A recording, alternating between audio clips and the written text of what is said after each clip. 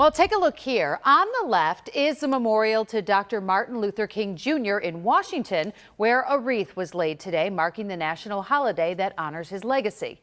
And on the right there, the statue that sits right at the entrance to MLK Park here in Buffalo. The difference between the two of them doesn't sit well with some people in Buffalo. So today they started an effort to change it. Good evening, everyone. I'm Scott Levin. And I'm Mary Alice Demler. That plan even had us debating here in the newsroom today.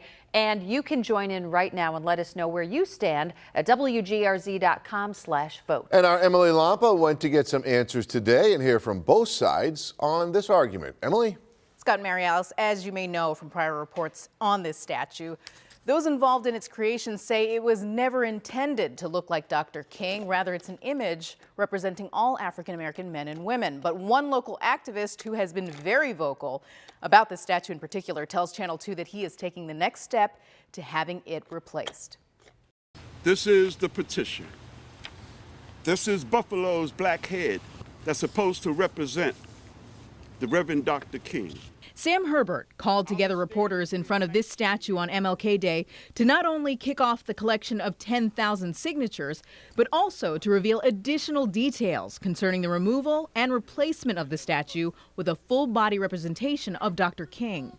Because we have a dream. Yes, help us. And our dream is to change the discords of this image that is behind us. Herbert explains that they hope to remove the statue and to commission the same artist that did this memorial in Washington, D.C. to create a new sculpture for Buffalo. We're going to live to see this mistake corrected. Thank you, Lord. No more symbolism. Amen. We want realism. Yes. Despite the call for realism, there were questions about whether the plans were realistic. Herbert told reporters the hope is to have the statue completely replaced by MLK Day next year, and there are still no cost estimates.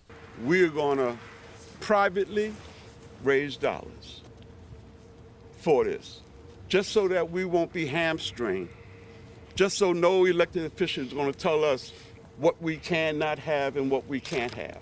Herbert admits he hasn't spoken with anyone at the city, nor the Olmsted Parks Conservancy, which manages and maintains MLK Park. He says those conversations will happen after the petition is submitted. Now, this petition is also up on change.org, and we're told that they plan to collect signatures through the summer months. We reached out to the president of Buffalo's Common Council, Darius Pridgeon, and he says that conversations need to happen before any money is raised because legally that statue is public property. Also, Pridgeon says that those who created the current statue need to be involved in those discussions.